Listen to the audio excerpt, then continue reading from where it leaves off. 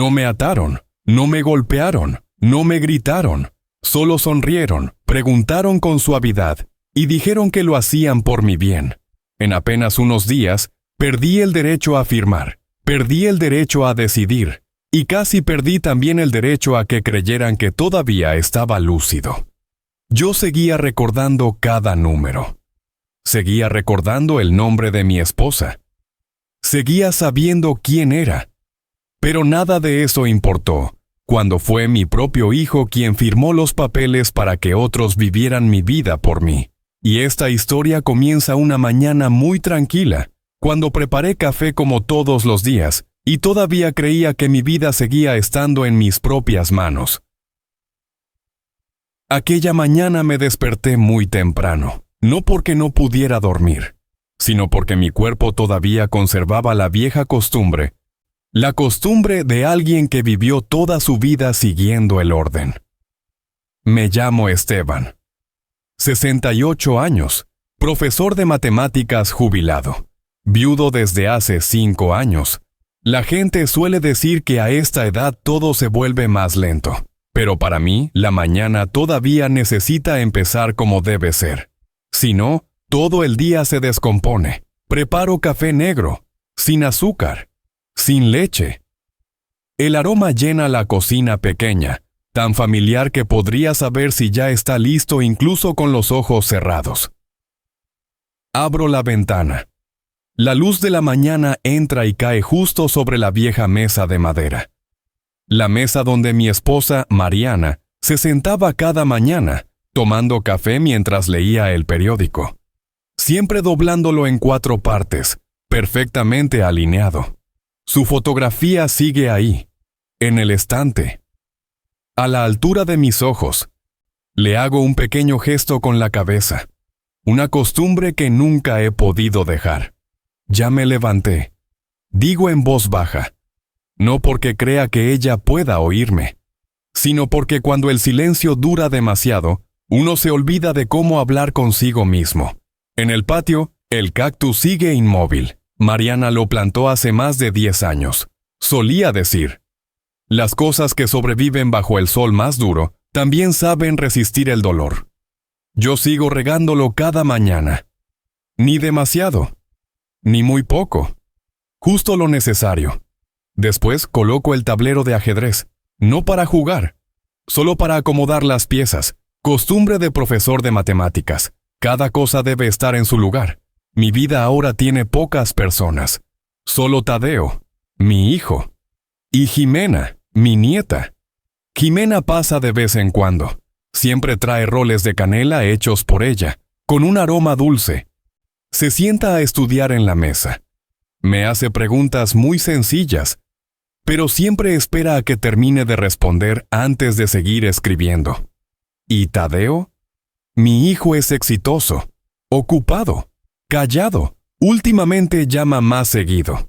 Pregunta si comí a mis horas, si dormí bien, si olvidé tomar mis medicinas.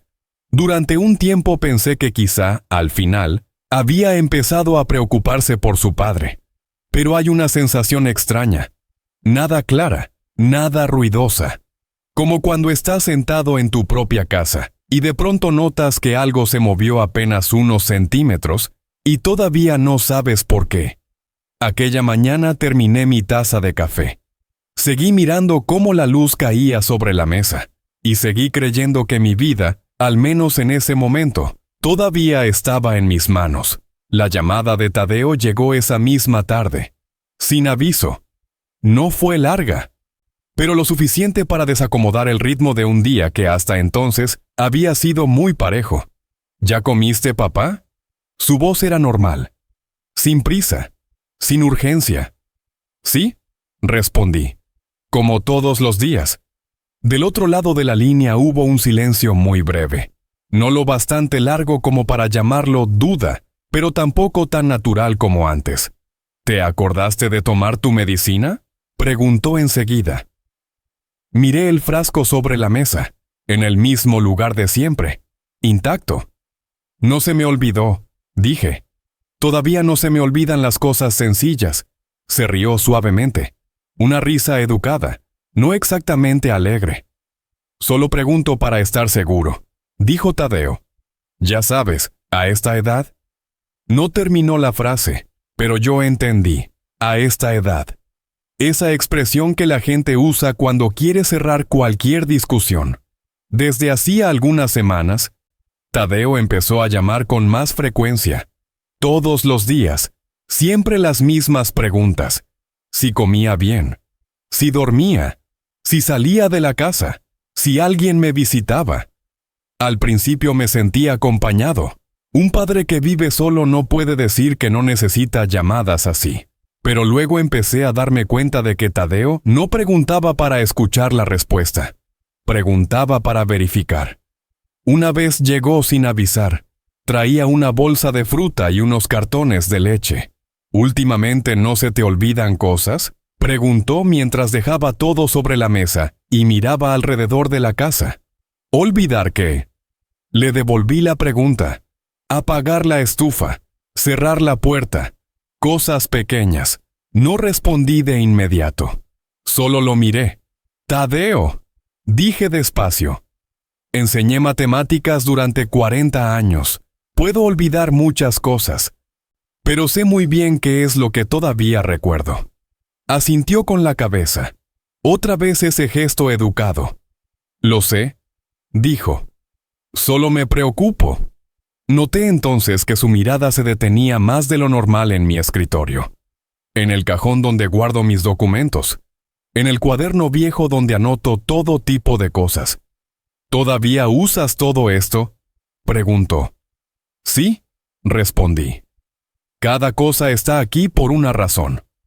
No dijo nada más, pero desde ese momento tuve la sensación de que mi casa ya no era completamente mía.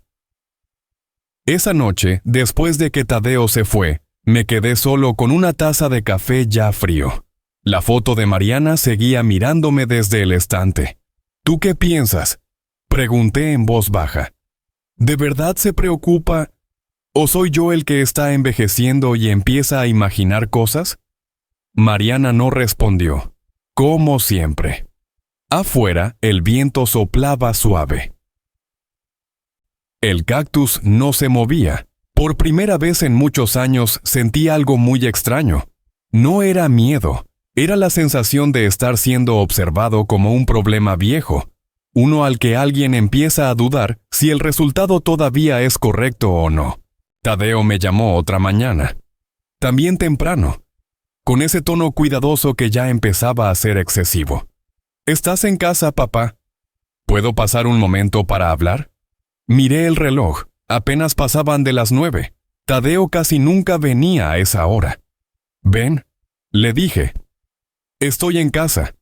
Unos 40 minutos después sonó el timbre. Tadeo estaba ahí, vestido más formal de lo habitual.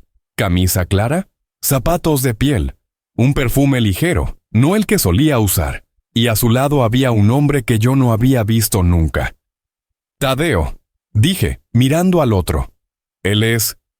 «Papá, él es Gael», respondió rápido. «Es un conocido del trabajo». Gael extendió la mano, una mano suave, el apretón justo, una sonrisa correcta, pero que no llegaba a los ojos. «Mucho gusto en conocerlo, don Esteban», dijo, una voz fluida. Demasiado fluida. Nos sentamos en la sala. Gael abrió su portafolio de piel y sacó una tableta. En la pantalla aparecieron imágenes: playa, un resort, albercas de un azul intenso. «Es un proyecto con muchísimo potencial», dijo Gael. «Inversión segura, respaldo familiar, ganancia rápida». No miré la pantalla por mucho tiempo. Miré a Tadeo. Evitó mi mirada. «¿Cuánto necesitan?», pregunté. Gael sonrió. «Una inversión inicial, 4 millones de pesos». Dejé la taza de café sobre la mesa. El sonido fue apenas perceptible, pero en la sala, todos lo escuchamos. «Esa cantidad», dije, «no es casual». Gael mantuvo la sonrisa. «Tadeo me dijo que usted es una persona cuidadosa». «Lo respeto mucho». Me giré hacia mi hijo. «¿Le hablaste de mi dinero?», pregunté directamente. Tadeo tomó aire de forma breve. «¿Papá?». Solo estaba buscando una solución. Una solución. Una palabra muy bonita. La gente suele usarla para esconder el hecho de que ya no quedan opciones. No voy a invertir, dije.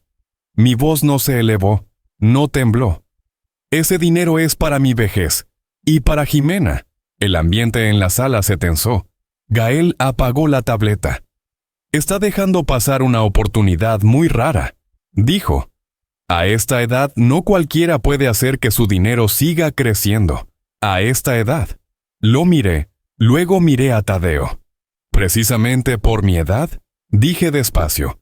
No voy a jugar a algo que no entiendo del todo. Gael fue el primero en levantarse. Me dio la mano otra vez. Igual de correcto. Igual de frío. Espero que lo piense mejor, dijo. Cuando la puerta se cerró, Tadeo se quedó de pie unos segundos más. Tú no entiendes la presión que tengo, dijo en voz baja. Miré a mi hijo. El mismo niño que alguna vez lloró por una mala calificación. Ahora estaba frente a mí como un desconocido. Tal vez no, respondí. Pero hay algo que sí entiendo muy bien. Tadeo alzó la mirada. No todas las oportunidades valen la pena, dije. Y no todo lo que tú llamas futuro te da derecho a usar el presente de otros como moneda de cambio. Cuando Tadeo se fue, me quedé solo. La sala quedó en silencio demasiado rápido. Miré la fotografía de Mariana, luego el tablero de ajedrez. Una jugada ya había sido puesta sobre la mesa, y no había sido por mí. Y por primera vez entendí que en algunas partidas lo más peligroso no es el rival, sino la persona que se sienta de tu mismo lado. La cita médica ocurrió apenas unos días después. Tadeo lo dijo con mucha suavidad, como si fuera algo obvio. Ya hice la cita, me dijo. Solo es un chequeo general, papá, para estar tranquilos. No me opuse, no porque pensara que fuera necesario, sino porque después de toda una vida siendo padre, uno se acostumbra a ceder un poco para que los hijos se sientan en paz. La clínica era luminosa, limpia, con un ligero olor a desinfectante. El médico era un hombre de mediana edad, hablaba con calma. Me dio la mano, me miró de frente, con cortesía. ¿Cómo siente su memoria últimamente?, me preguntó. Normal, respondí. Todavía recuerdo los nombres de antiguos alumnos, las fórmulas, incluso cosas que nadie me pregunta. Sonrió, luego giró hacia Tadeo. ¿Usted tiene alguna observación? Tadeo no respondió de inmediato. Me miró apenas un segundo, y luego habló, bajando un poco la voz. Mi papá es muy seguro, a veces un poco terco. En ocasiones no se da cuenta de sus propios límites. Sus propios límites. Yo estaba ahí, sentado frente a ellos, como un objeto colocado sobre la mesa para ser analizado. El médico asintió y empezó a escribir. Su mirada cambió. Ya no me miraba como al principio. ¿Alguna vez olvida cosas pequeñas? ¿Apagar la estufa? ¿Recordar qué estaba haciendo? Negué con la cabeza. Nunca, dije. Y si algún día ocurriera, yo sería el primero en notarlo. El médico no discutió, solo anotó un par de líneas más. Tadeo permanecía sentado a mi lado, en silencio. Ese silencio, para mí, era más ruidoso que cualquier acusación. Después de algunas pruebas sencillas, el médico se levantó. Vamos a darle seguimiento, dijo. A esta edad, más vale prevenir. A esta edad, otra vez esa frase. De regreso a casa, Tadeo manejaba. Yo miraba por la ventana. Las calles conocidas pasaban muy despacio. No lo hice con mala intención, dijo como si se estuviera explicando a sí mismo. Solo quería estar seguro. ¿Seguro de qué?, pregunté. Durante mucho tiempo no respondió. Esa noche me quedé solo en la cocina. La taza de café se fue enfriando. Abrí el cajón y saqué mi cuaderno viejo. Los números seguían ordenados, las anotaciones claras. No había perdido la memoria, pero algo distinto me habían quitado. No era dinero. No era libertad. Era el derecho a que me creyeran. Miré la foto de Mariana. Si un día, dije en voz baja, la gente deja de creer que sabes lo que estás haciendo. Entonces, ¿quién eres? Ella no respondió. Afuera, el cactus seguía ahí, sin quejarse, sin explicarse. Entonces entendí algo muy despacio, pero con absoluta claridad. La humillación no siempre llega en forma de gritos. A veces llega con la voz suave de quienes más quieres, cuando empiezan a contar tu historia por ti sin preguntarte si todavía te reconoces en ella. Tadeo regresó a mi casa una noche de lluvia ligera. No llamó antes. No traía la bolsa de fruta ni las cajas de leche de otras veces. Se quedó de pie frente a la puerta un buen rato. Lo vi a través del vidrio opaco. Tenía los hombros caídos, como si cargara algo más pesado que su propio cuerpo. «Papá», dijo cuando abrí la puerta. La voz áspera. «¿Puedo pasar?» Me hice a un lado. No dije nada. Nos sentamos uno frente al otro en la cocina. La taza de café soltaba vapor lentamente. La lluvia golpeaba de manera regular el techo de lámina detrás de la casa. Pasó mucho tiempo sin que ninguno hablara, hasta que Tadeo soltó el aire. «Le debo a Gael», dijo. «Más de 1.200.000. No pregunté por qué. No pregunté desde cuándo. Solo miré a mi hijo, el mismo que antes siempre caminaba con la espalda recta. «¿Deuda para qué?», pregunté. Bajó la cabeza. «Un proyecto viejo. Creí que era lo suficientemente bueno. Creí que esta vez lo iba a demostrar. Demostrar. Había escuchado esa palabra muchas veces en mis años de maestro. Los alumnos más brillantes suelen ser los que más miedo tienen de no ser suficientes. ¿Desde cuándo sientes que tienes que demostrar algo?», pregunté. Tadeo guardó silencio. Luego dijo muy bajo: «Desde que empezaron a llamarme el exitoso gracias a su papá». Levantó la mirada. En sus ojos había algo que nunca antes había visto con claridad. No era enojo, era vergüenza. «Dicen que no tengo carácter», continuó, «que sin que otros me respalden, no soy nadie. Trabajé más, aguanté más. Y luego, empecé a tener miedo. Entendí esa sensación.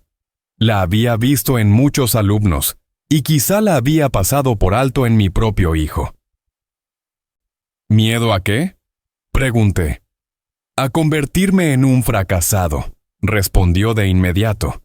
«A tener que volver aquí y decir que me equivoqué». Cerré los ojos un segundo. En mi mente apareció Tadeo a los 10 años, de pie frente al pizarrón, equivocándose en una operación sencilla y poniéndose rojo de vergüenza. «No necesito que ganes», le dije. «Solo necesito que no uses a otros para no perder». Tadeo se mordió el labio. «Ya no tengo opción», dijo. «Gael me está presionando. Si no pago, todo se viene abajo». Me levanté y fui al escritorio. Abrí el cajón. Saqué mi cuaderno de apuntes. «¿Puedo ayudarte con una parte?», dije. «No por el proyecto, sino porque eres mi hijo». Tadeo levantó la cabeza.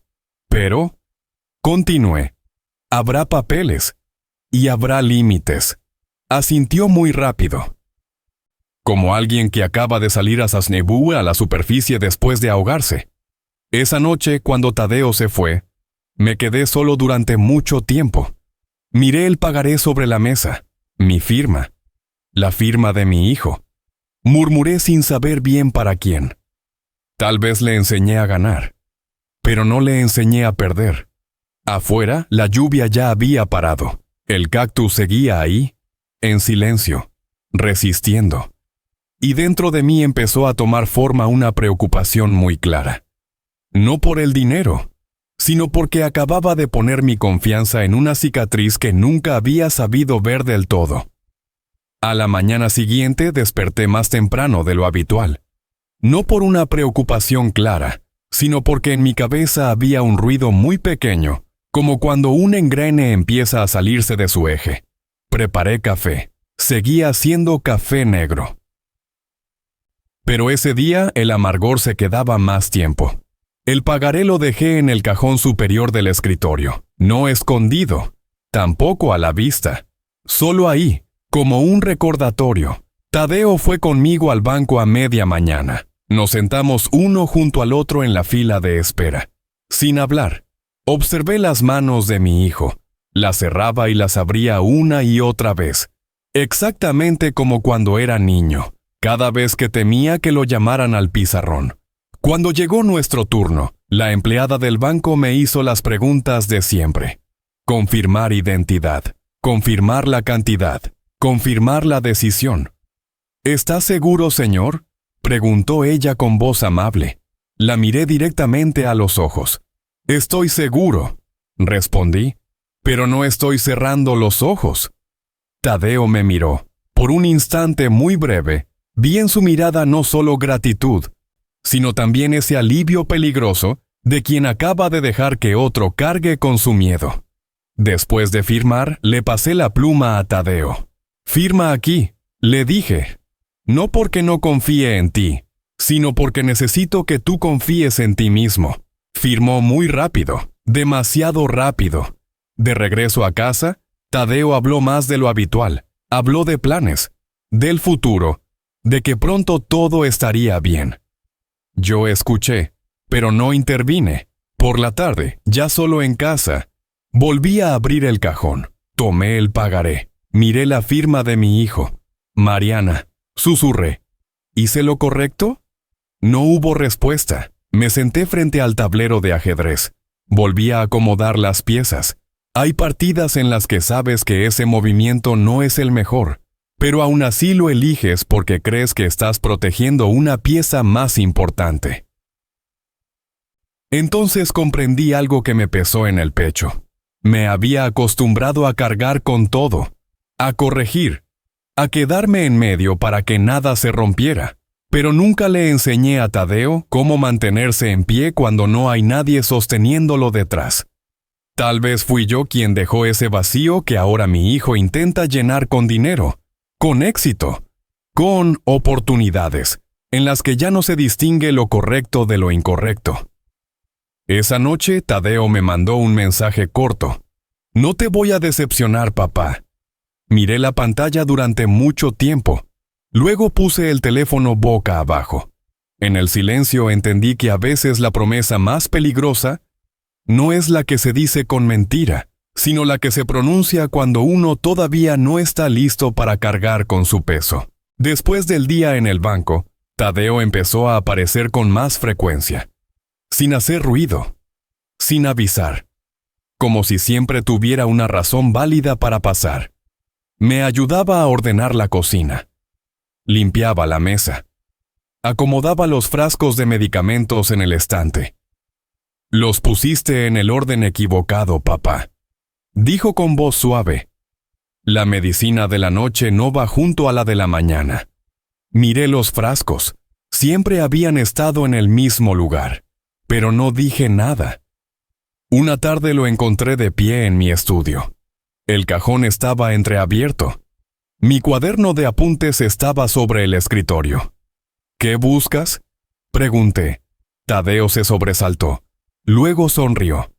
«Solo quería ver si todavía guardas tus papeles viejos», dijo. «Por si llega a pasar algo. Saber cómo ayudarte». Si llega a pasar algo. Una frase muy corta y demasiado amplia. Desde ese día, Tadeo empezó a hacerme las mismas preguntas, no en un solo día, sino durante muchos días seguidos. «¿Te acuerdas qué comiste ayer? ¿Saliste hoy en la mañana? ¿Seguro cerraste la puerta?». La primera vez respondí. La segunda repetí. La tercera guardé silencio, no porque no lo recordara, sino porque empecé a preguntarme por qué tenía que demostrarlo. Una noche, mientras preparaba café, Tadeo se quedó de pie detrás de mí. «Ten cuidado, papá», dijo. «El agua caliente es peligrosa». Dejé la tetera sobre la estufa. Muy despacio. «¿Tadeo?», dije sin voltearme. «Llevo 20 años preparándote café. No respondió, solo se quedó ahí. Después trajo un cuaderno pequeño, de tapa dura. La primera página ya tenía la fecha escrita. Creo que deberías anotar tus actividades diarias, dijo, para llevar un mejor control. Control. Tomé el cuaderno. Pesaba más de lo que esperaba. ¿Me estás vigilando?, le dije. No, respondió de inmediato. Te estoy ayudando, ayudando. Otra palabra muy bonita. Esa noche abrí el cuaderno. La primera línea decía: lunes, desayuno a las 7:30. Tomó medicina. No salió. Me quedé mirando esas palabras durante mucho tiempo. Luego cerré el cuaderno. Pensé en Mariana. Ella nunca me hizo una pregunta así. Solo me miraba hacer las cosas y confiaba en que yo sabía lo que hacía. Empecé a sentir cansancio, no en el cuerpo, sino el cansancio de saber que cada gesto pequeño parecía estar siendo registrado, evaluado. Una mañana olvidé dejar el cuaderno sobre la mesa. Cuando regresé, vi a Tadeo escribiendo en él. Anoté por ti, dijo, como si fuera lo más natural del mundo. Me senté. No dije nada. En mi cabeza apareció un pensamiento muy incómodo. Si hoy olvidaba anotar, mañana alguien diría que olvidé recordar. Y si eso pasaba suficientes veces, ya no me preguntarían a mí. Se preguntarían entre ellos. Esa noche no tomé café. Solo me quedé mirando el cactus en el patio. Seguía ahí, sin que nadie le recordara nada, sin que nadie lo vigilara. Por primera vez entendí algo que me heló la espalda muy despacio. La humillación no llega cuando alguien te grita en la cara. Llega cuando empiezan a registrar tu vida como si ya no fueras capaz de vivirla por ti mismo. Tadeo habló del asilo una mañana completamente normal, sin introducción, sin preparación. Deberías ir a descansar un tiempo, papá, dijo mientras yo desayunaba. Solo unos días, cerca del mar, con médicos las 24 horas. Levanté la vista. No estoy cansado, dije. Tampoco estoy enfermo. Tadeo asintió, como si acabara de decir algo evidente pero irrelevante. Lo sé, respondió. Pero, ¿y si pasa algo? Vive solo. Nadie se daría cuenta. Nadie se daría cuenta. Dejé la cuchara sobre la mesa. Hablas como si yo ya no estuviera aquí, dije. Tadeo evitó mi mirada. Solo me preocupo, dijo. Mamá, si estuviera viva, seguro querría lo mismo.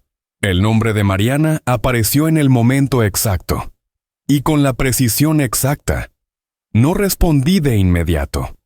No porque me hubiera convencido, sino porque no quería convertir el desayuno en una discusión sobre quién tiene derecho a decidir mi vida. El coche avanzó hacia las afueras. Mientras más lejos, más desierta se volvía la carretera. Tadeo habló poco. Yo también. Cuando apareció el letrero, lo leí despacio. Atardeceres dorados. Atardecer dorado. Un nombre muy bonito. Demasiado bonito. Por dentro todo estaba limpio, luminoso. El olor a desinfectante mezclado con flores artificiales. Una mujer de mediana edad salió a recibirnos, con una sonrisa profesional. Bienvenido, don Esteban, dijo. Ya estábamos avisados. Ya estábamos avisados. Volté a ver a Tadeo. ¿Qué les dijiste?, pregunté. No respondió. La mujer me entregó un fajo de papeles, muy grueso. Solo son trámites, dijo. Firme aquí. Su hijo ya se encargó del resto. Leí las primeras líneas, palabras muy conocidas. Cuidado, seguridad, supervisión. No voy a firmar, dije. No vine para quedarme. La mujer no discutió, solo sonrió un poco menos. Señor, dijo. Según el expediente, usted no está en condiciones de tomar decisiones en este momento. La frase cayó con suavidad, tan suave que por un segundo pensé que había oído mal. Sí lo estoy, respondí. Mi voz seguía tranquila. Ella miró a Tadeo. ¿Usted es el tutor legal, correcto?, preguntó. Tadeo asintió. Un gesto mínimo. En ese instante lo entendí. Ya no necesitaban mi consentimiento. Me quitaron el teléfono, la cartera, las llaves de la casa. Solo para resguardarlas, dijeron. Resguardarlas. Como se habla de un objeto viejo. Tadeo estaba a un lado. No me miró. Regreso pronto, dijo. Solo serán unos días, papá. Quise preguntar. ¿Unos días de quién? Pero la puerta ya se había cerrado, muy suavemente. Me quedé de pie en un pasillo largo. Puertas idénticas a ambos lados. Dentro, personas en silencio. Un anciano pasó empujando su andadera. Me miró, luego bajó la vista. Yo también solo vine unos días. Murmuró como hablándose a sí mismo. Entré al cuarto asignado. Una cama, una ventana cerrada, una silla. Por primera vez en mi vida, sentí que ya no estaba dentro de mi propia vida. Nadie me gritó. Nadie me insultó. Hicieron algo mucho más sencillo. Decidieron por mí. La primera mañana en atardeceres dorados llegó muy despacio. No porque aún no hubiera amanecido, sino porque no sabía desde qué momento me había quedado dormido. La luz se filtraba a través de la cortina delgada, blanca y pálida, distinta a la luz de la mañana en mi casa. Aquí la luz no tenía dirección, simplemente estaba ahí, como una parte más del cuarto. Se escuchó una campana en el pasillo. No era fuerte, pero sonaba con la regularidad suficiente para que todos la oyeran. El desayuno llegó en una charola, pan blando, huevo frío, café aguado. Nadie me preguntó si quería comer. Me senté a la mesa con los demás. Se sentaban muy derechos, en silencio, sin mirarse entre ellos. Un hombre frente a mí removía la cucharita en su taza una y otra vez, pero no bebía. Una mujer miraba fijamente la ventana, donde no había nada que ver. Aquí el tiempo no avanza. Se queda quieto, y luego se repite.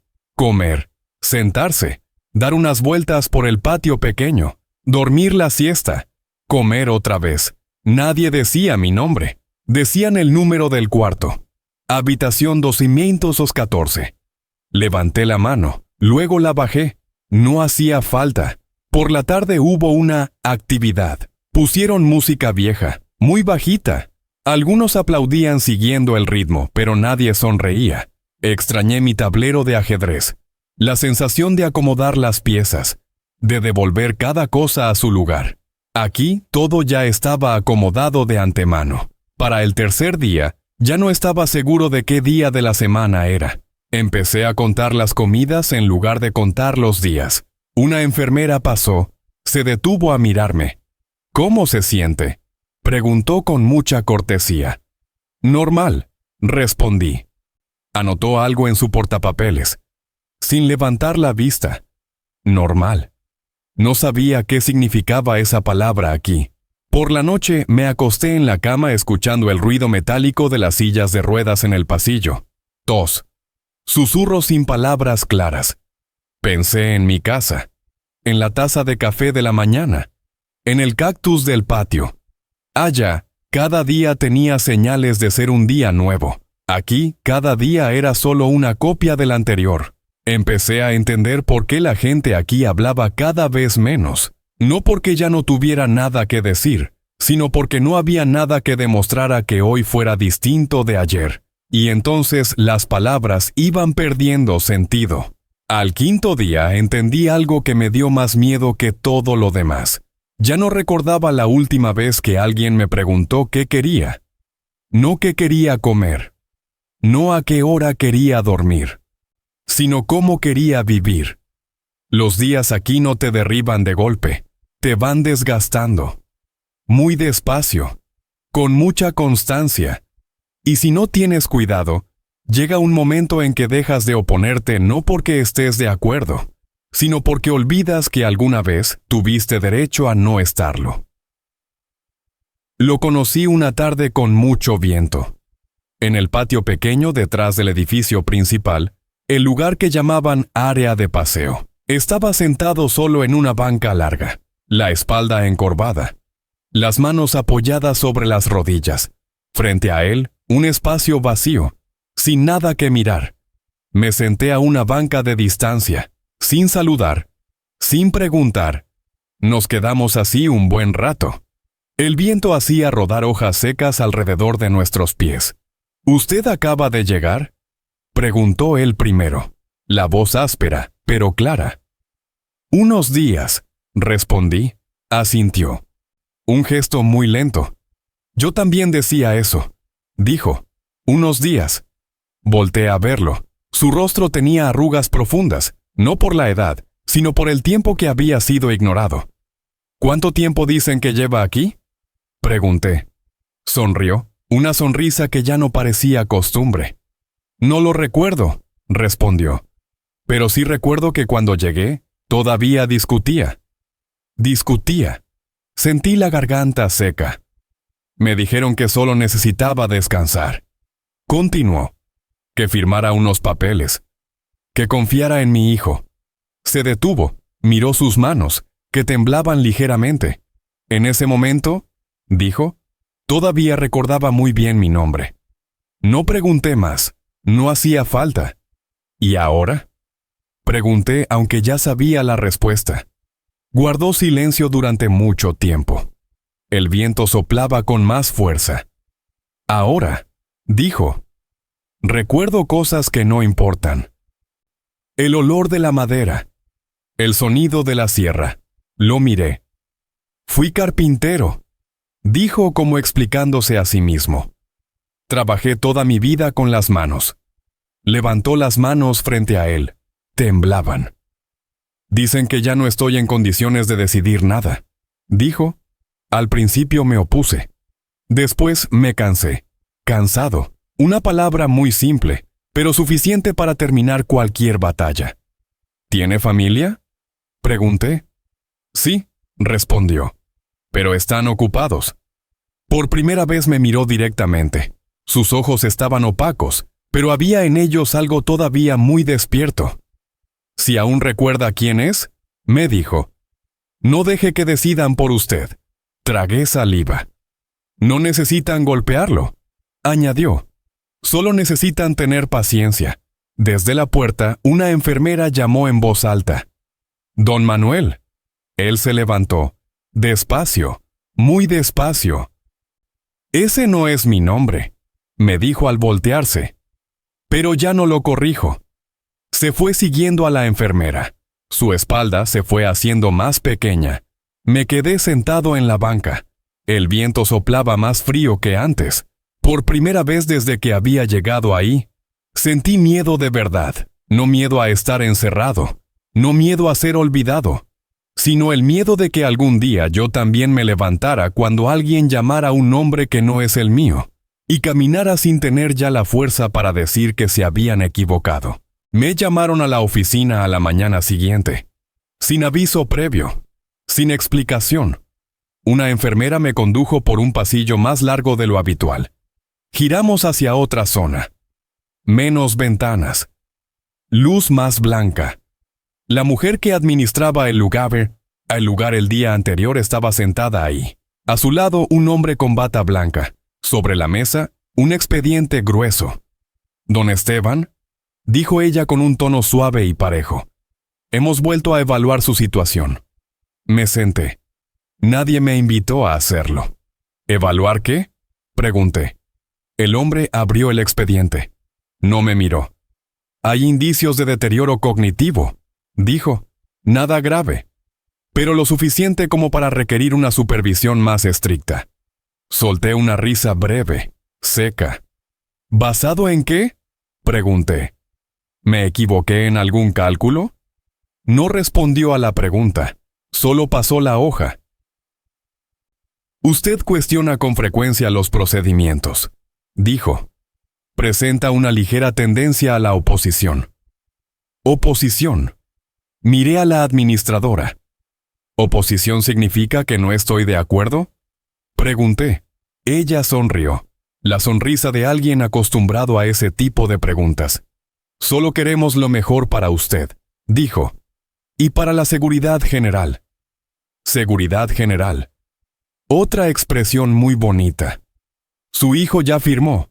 añadió deslizando un documento hacia mí. Autorizó que apliquemos un régimen de cuidado más adecuado. Miré la firma de Tadeo, muy conocida, muy clara. ¿Más adecuado en qué sentido?, pregunté.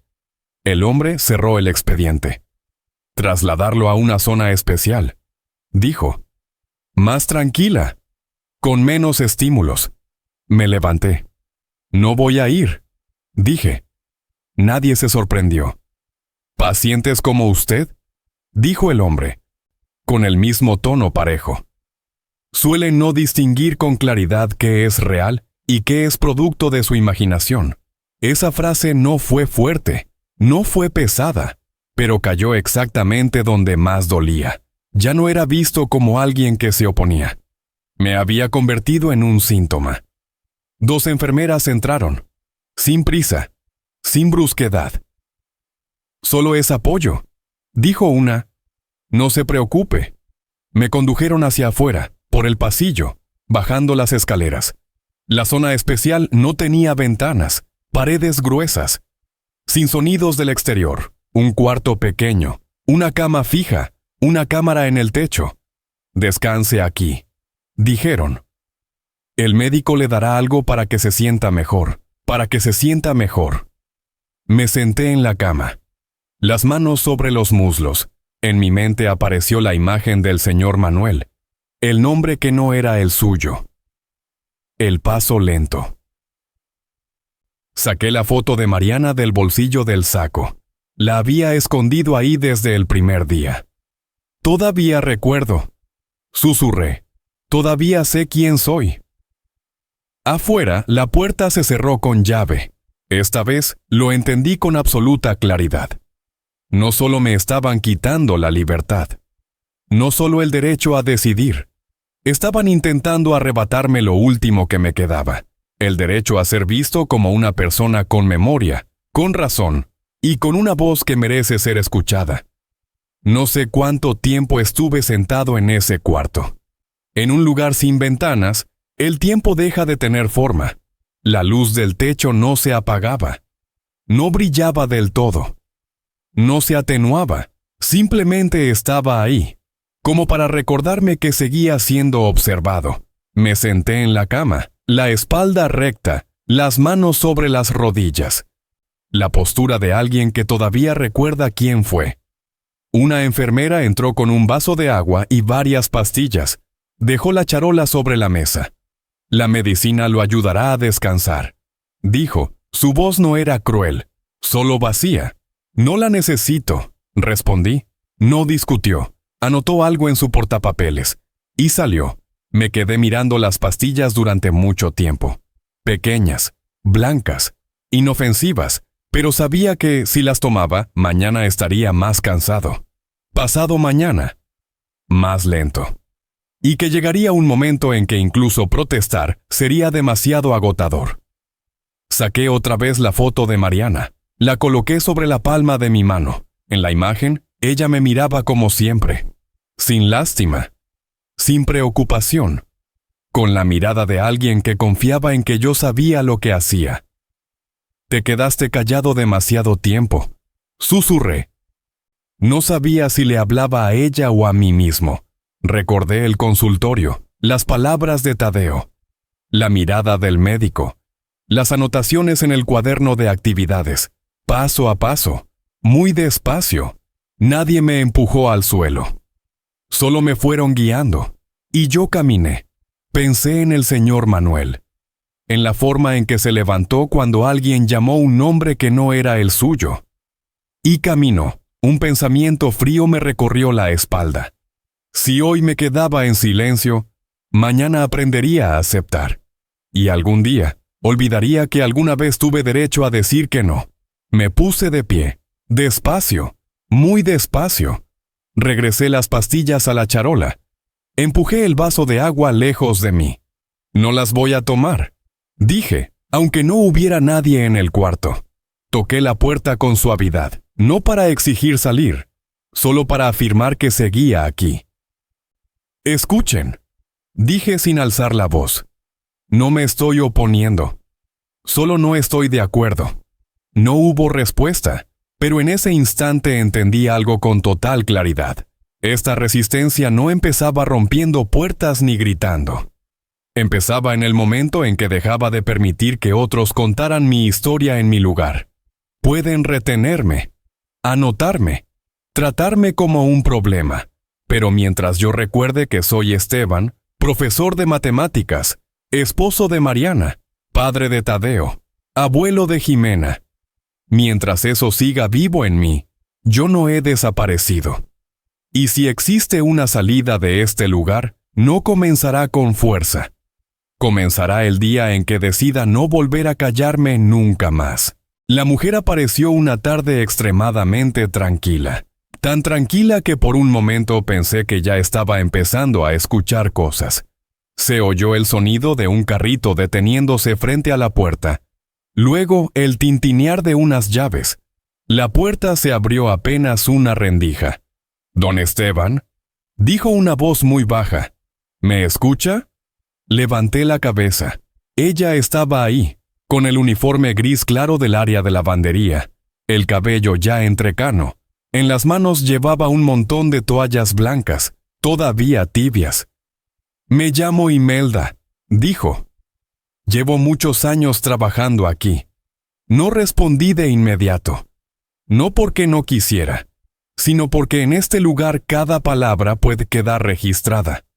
Miró rápido hacia el pasillo y luego entró al cuarto, cerrando la puerta detrás de ella. «No tengo mucho tiempo», continuó. «Pero necesito que usted sepa algo». Dejó las toallas sobre la silla. Las manos le temblaban un poco. «Su hijo», dijo, «vino ayer». Sentí el pecho apretarse. Habló durante mucho rato con la administradora. Continuó Imelda. «No sabían que yo estaba ahí. Estaba trabajando en el cuarto de al lado». Se inclinó ligeramente hacia mí, bajando aún más la voz. «Hablaron de vender su casa y de retirar dinero». Me puse de pie.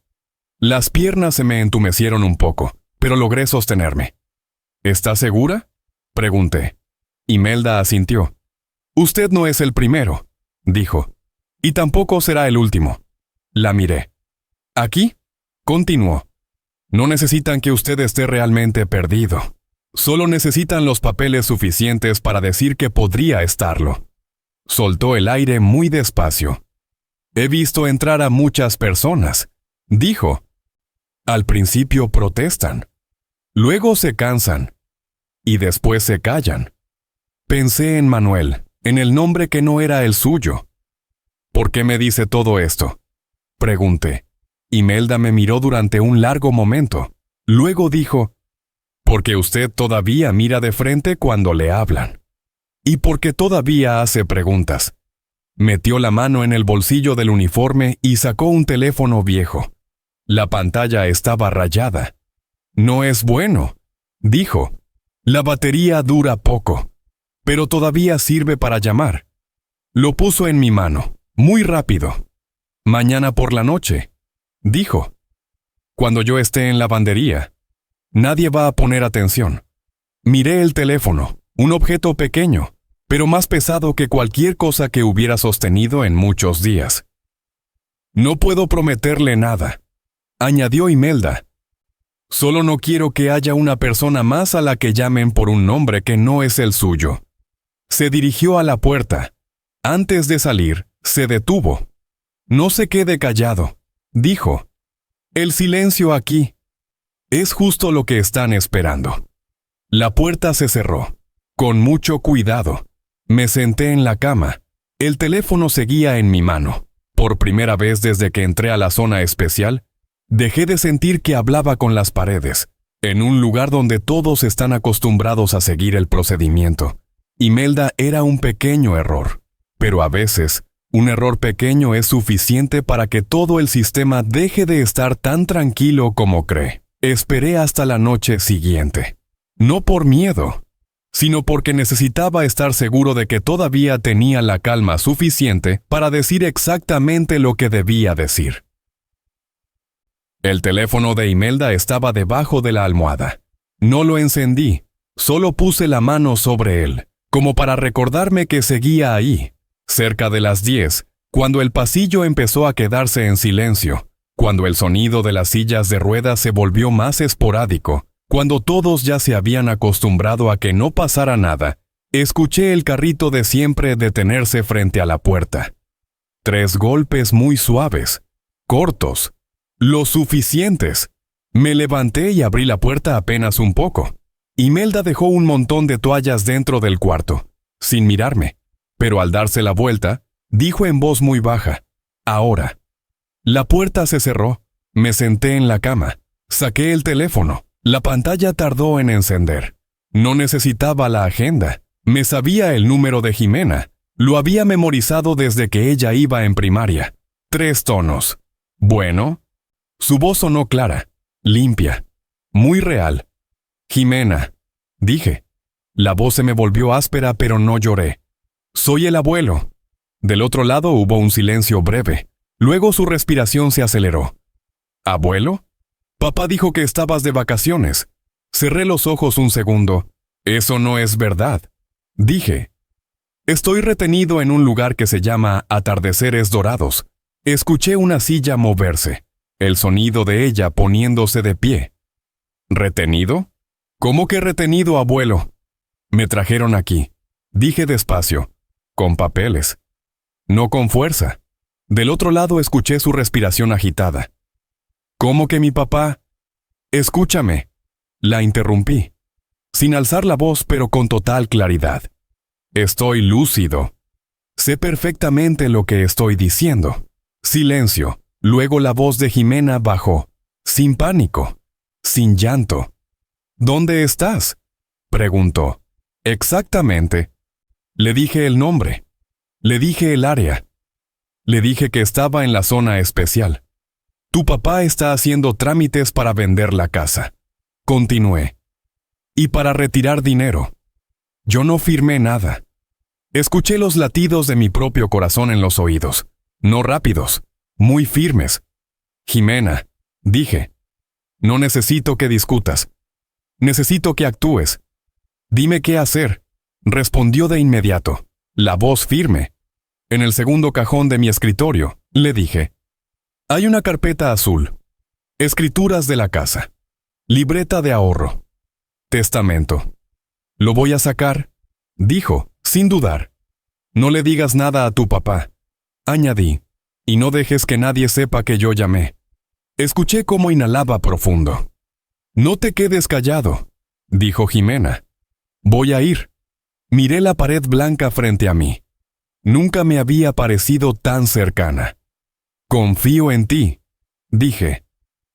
«Tienes que confiar», respondió, «porque no voy a dejar que nadie decida por ti». La batería del teléfono empezó a fallar. La pantalla se atenuó. «Jimena», dije rápido. «Si ellos preguntan...». «Lo sé», me interrumpió. «Sé exactamente qué decir». La llamada se cortó. Dejé el teléfono sobre la cama. La mano me temblaba un poco. No por miedo, sino porque por primera vez en muchos días acababa de hacer algo sin pedirle permiso a nadie.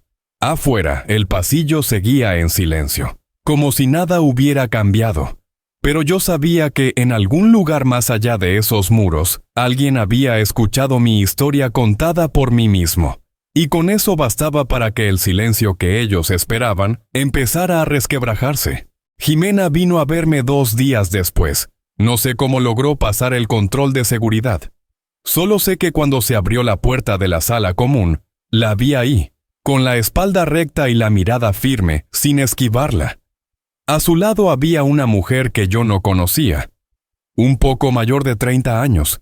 Vestía de manera sencilla, sin joyas, los ojos atentos, rápidos, pero sin prisa.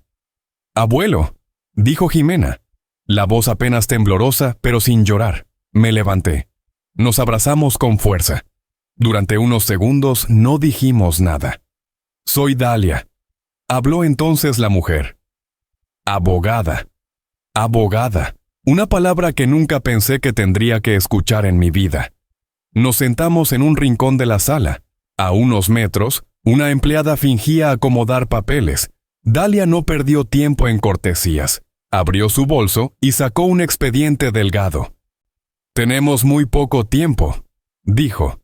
«Y ellos saben que usted está resistiendo». Asentí. Jimena logró recuperar algunos documentos. Continuó. Pero no todos. Jimena se inclinó y sacó un sobre. Las escrituras de mi casa. Copias de la libreta de ahorro. La casa de atrás, dijo en voz baja. Ya fue vendida. Cerré los ojos. La casita donde Mariana había sembrado flores. El lugar donde arreglé el techo el año pasado. ¿Cuándo la vendieron?, pregunté. La semana pasada, respondió Dalia. Los papeles parecen legales. Las firmas son falsas, pero suficientes para que el dinero ya no estuviera. No se puede recuperar de inmediato, dijo Dalia, pero sí se puede demostrar el fraude. Me miró de frente. Lo más importante, añadió, es probar que usted está completamente lúcido. Sonreí apenas. Fui profesor de matemáticas, dije. Todavía recuerdo perfectamente cada cálculo. Vamos a necesitar más que eso, respondió ella. Necesitamos tiempo. Y mientras tanto, usted tendrá que fingir que coopera. Jimena se volvió hacia mí. Tenía los ojos enrojecidos. ¿Puedes hacerlo, abuelo?, preguntó. La miré. A la niña que siempre me hacía preguntas pequeñas y esperaba pacientemente mi respuesta. Puedo hacerlo, dije. He hecho eso toda mi vida. Dalia sacó un dispositivo pequeño y lo puso en mi mano. Es un botón de emergencia, explicó. Si intentan hacerle algo peligroso, presiónelo 3 veces. Bajó la voz. Van a actuar rápido, dijo. Cuando se den cuenta de que están perdiendo el control, una empleada se acercó. El tiempo de visita terminó, anunció. Jimena se levantó. Me abrazó otra vez, más largo.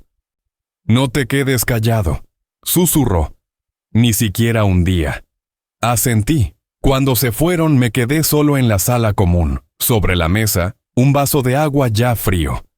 Sabía que la justicia no llega como un milagro. Y tampoco llega lo suficientemente pronto para devolver todo lo que se ha perdido. La casa de atrás ya no estaba. Una parte del dinero se había ido, pero también sabía algo más. Cuando un sistema se acostumbra al silencio, lo que más lo asusta no es el grito, sino las personas que saben hablar en el momento correcto, en el lugar correcto, y que se niegan a desaparecer. En el pasillo vi pasar a Imelda. Me miró apenas un segundo, y asintió, muy suavemente, como diciendo, ya empezamos. No esperaron mucho. A la mañana siguiente de la visita de Jimena y Dalia, el ambiente en la zona especial cambió. No se volvió más ruidoso, solo, más tenso. Una enfermera distinta estaba de pie frente a la puerta de mi cuarto. No era la del día anterior. No saludó. Solo miró el portapapeles en sus manos y luego a mí, como si hubiera pasado de ser una persona a convertirme en un caso. El médico vendrá, dijo. Hay un ajuste en el tratamiento. Ajuste. Una palabra corta y muy peligrosa. Asentí. No pregunté. No protesté. Recordé las palabras de Dalia. Fingir que coopero. Alrededor de 1 hora después, entraron 2 personas. Un médico y otra enfermera empujando un pequeño carrito metálico. Sobre el carrito había una charola con jeringas. Las agujas estaban acomodadas con cuidado, brillando bajo la luz blanca. Vamos a ayudarlo a relajarse más, dijo el médico con voz pareja. Últimamente se le nota tenso. No estoy tenso, respondí. Solo no estoy de acuerdo. No discutió. Pacientes como usted, dijo, suelen no darse cuenta del nivel real de su ansiedad. Otra vez esa frase. Otra vez esa forma familiar de negación. La enfermera dio un paso al frente. Vi que ya llevaba guantes puestos. Espere, dije. Mi voz no fue fuerte, pero sí clara. Su hijo ya dio su consentimiento, dijo el médico. Tenemos todos los documentos. Lo miré. Luego miré la jeringa. Una parte de mí quiso levantarme de golpe, gritar, tirar ese carrito metálico al suelo. Pero no lo hice. Levanté la mano despacio, como si solo estuviera buscando una posición más cómoda. Mis dedos tocaron el pequeño dispositivo escondido en el bolsillo de la bata. 3 veces. Muy rápido. Muy suave. Debería cooperar, dijo la enfermera. Resistirse solo hará las cosas más difíciles. Levanté la mirada. ¿Difíciles para quién?, pregunté. Nadie respondió. La jeringa se acercó, a solo unos centímetros de mi brazo. Entonces se escuchó ruido en el pasillo. No fuerte, pero distinto. Pasos apresurados, voces urgentes. La puerta se abrió de golpe. ¡Alto! La voz de un hombre resonó con claridad. No necesitó gritar. 2 policías estaban en la puerta. Detrás de ellos, Dalia y Jimena. El rostro de Jimena estaba pálido, pero sus ojos brillaban. «Hay una orden judicial», dijo Dalia, levantando un documento. «Detengan de inmediato cualquier intervención médica sin el consentimiento directo del señor Esteban». El médico se quedó inmóvil. La enfermera dio un paso atrás. «Solo seguimos el protocolo», dijo rápidamente la administradora, apareciendo detrás. «Un protocolo basado en expedientes falsos», respondió Dalia, «y en firmas utilizadas de manera indebida». Uno de los policías entró al cuarto. Me miró. «¿Señor?», preguntó. «¿Usted consiente que le apliquen esta inyección?». Lo miré directamente a los ojos. «No», dije, con total lucidez. El policía asintió, luego se volvió hacia el médico. «Entonces es suficiente. Nadie fue esposado. No hubo gritos, no hubo caos. Solo pasó una cosa. El control cambió de manos. Jimena corrió hacia mí y me tomó la mano con fuerza». «¿Estás bien?», preguntó. «Mucho mejor», respondí. Dalia observó el pequeño cuarto. La cámara en el techo. El carrito metálico. La jeringa sin usar. «Todo esto», dijo despacio, «quedará registrado». La administradora tragó saliva. Cuando se fueron, me quedé sentado en la cama. Las piernas todavía me temblaban un poco. No por miedo, sino porque acababa de cruzar la línea más delgada entre desaparecer y ser reconocido como alguien que existe. Si hubieran llegado unos minutos más tarde, tal vez ya estaría dormido. Un sueño muy largo, muy tranquilo. Miré a Jimena, luego a Dalia. «Gracias», dije. Dalia negó con la cabeza. «Esto aún no termina», dijo. «Pero a partir de ahora, ya no podrán hacer las cosas en silencio». Me recargué contra la pared. Cerré los ojos. Por primera vez en mucho tiempo, solté el aire sin sentir que tenía que pedirle permiso a nadie. La audiencia se llevó a cabo una mañana nublada. No había multitudes. No había cámaras. Solo una sala lo suficientemente amplia para que cada palabra se escuchara con claridad y no hubiera dónde esconder las evasivas. Yo estaba sentado en la primera fila, camisa blanca, saco gris viejo. No porque quisiera verme respetable, sino porque era la ropa que llevaba puesta el último día que di clase antes de jubilarme. Dalia se sentó a mi lado. Jimena estaba detrás, con las manos entrelazadas con fuerza. Tadeo estaba frente a mí, solo. Se veía más delgado, la corbata torcida, la mirada sin un punto donde apoyarse. Cuando la jueza entró, todos se pusieron de pie. Luego volvieron a sentarse. Todo ocurrió con mucha calma. Exactamente como funciona la justicia cuando no necesita exhibirse. Dalia presentó el expediente. Documentos falsificados, procedimientos abusivos, firmas utilizadas de manera indebida. No levantó la voz ni una sola vez. Luego fue mi turno. «Señor Esteban», dijo la jueza, «¿desea declarar?». Me puse de pie. No miré a Tadeo de inmediato. «No vengo aquí para acusar a mi hijo», dije. «Vengo a contar mi historia tal como es». Hablé de las mañanas preparando café, del cuaderno de actividades, del primer día en atardeceres dorados, del nombre que no era el del señor Manuel. Hablé con voz pareja, sin temblar, sin quebrarme. Hubo un momento, dije, en el que empecé a preguntarme si de verdad ya no estaba lo suficientemente lúcido para entender lo que estaba pasando. Hice una pausa breve. Y eso fue lo más peligroso. Continué. No porque yo hubiera perdido la razón, sino porque otros empezaron a decidir que ya la había perdido. Miré a Tadeo. Él bajó la cabeza. Mi hijo no es una mala persona. Dije, tiene miedo. Y eligió callar a otros para que su propio miedo hiciera menos ruido. La sala quedó en silencio. La jueza tomó notas. Luego levantó la vista. ¿Tiene alguna petición?, preguntó. Pensé un segundo. Quiero volver a mi casa, dije. Y quiero que nadie tenga derecho a decidir que yo ya no soy yo, solo porque he envejecido. Dalia colocó otro expediente sobre la mesa. La solicitud para investigar el asilo, una lista con otros nombres. Cuando fue el turno de Tadeo, se levantó muy despacio. ¿Yo?, dijo y se detuvo. No hubo excusas, no hubo justificaciones largas. Creí que estaba haciendo lo correcto, dijo, pero elegí el camino equivocado. Me miró. Lo siento, dijo, no en voz alta, pero lo suficiente para ser escuchado. Asentí, solo un gesto. Todavía no puedo perdonarte, dije, pero ya no te guardo rencor. La audiencia terminó no con el golpe de un mazo, sino con una resolución clara. La tutela temporal fue revocada.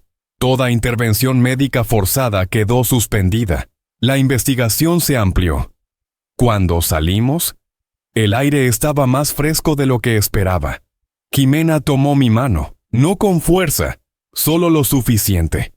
Levanté la vista al cielo cubierto de nubes. Entonces comprendí algo. La verdad no necesita gritar para imponerse. Solo necesita que alguien tenga la paciencia de decirla y se niegue a volver a guardar silencio. Volví a casa una tarde tranquila. No había pancartas. No había nadie esperando. Solo el portón de hierro de siempre, que dejó escapar un pequeño sonido familiar cuando lo empujé para abrirlo. La casa se veía más vieja de lo que recordaba. O quizá el que había cambiado era yo. Entré despacio a la cocina. La mesa de madera seguía ahí. La ventana seguía orientada en la misma dirección. La luz de la tarde caía sobre el piso. Sin prisa. Preparé café. Seguía haciendo café negro, sin azúcar. El vapor se elevó, trayendo consigo ese aroma conocido que me obligó a quedarme quieto un momento. La foto de Mariana seguía en el estante. Dejé la taza sobre la mesa y la miré durante largo rato. Ya volví, dije, con voz normal, sin temblar. En el patio, el cactus seguía ahí. Habían brotado algunas ramas nuevas, pequeñas, con las espinas todavía suaves. Jimena llegó por la noche. No habló mucho. Solo abrió la puerta, entró directo a la cocina y se sirvió un vaso de agua. La casa de atrás, empezó a decir.